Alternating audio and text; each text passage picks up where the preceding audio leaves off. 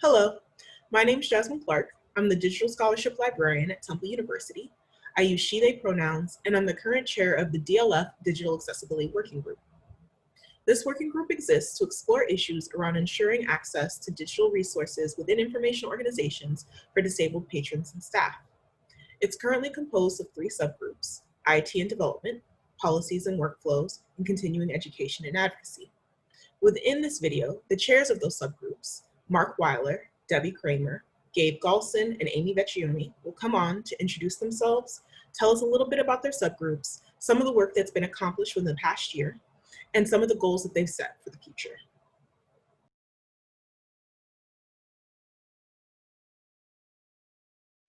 Hi, everybody. I'm Debbie Kramer, Accessible Technology and Government Documents Librarian at Colgate University. I prefer that you not use pronouns when you refer to me, so you could just call me Debbie or Dee. I am the chair of the IT and Development subgroup of the Digital Accessibility group here at DLF. The IT and Development subgroup focuses on specific software, hardware, and development practices associated with information organizations, to create a list of technologies that we often use, to review them for accessibility, and to make sure that this information is widely available to everybody, to the entire audience. A couple of things that we've been able to accomplish in the past year: we developed accessible documentation guidelines, as well as an accessibility auditing kind of list of information. And we also did a really deep dive into accessibility of Zoom and made a lot of information as public as we were able to, putting it up onto the wiki so everybody can see it. One of the big things that we really hope to accomplish is to be able to come up with a system so that we can review even more technologies that are used in libraries, archives, museums, and get that information out there to the great public, and to also allow more people to kind of give us some feedback, some information, some suggestions, some things that they might have experienced as well when it comes to accessibility.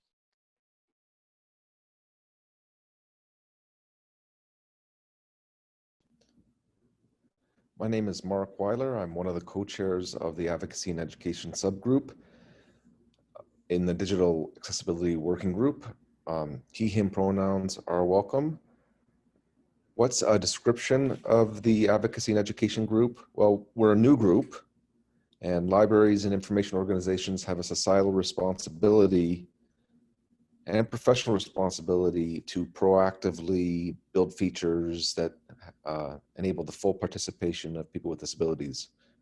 This requires concerted effort, continual learning, creative thinking, and collaborative advocacy. And the Advocacy and Education subgroup seek contributors who welcome this complexity and the responsibility it implies.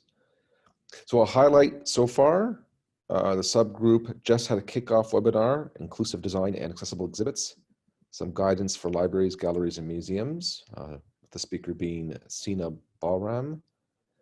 One big thing I hope the group can accomplish in the future: build a team.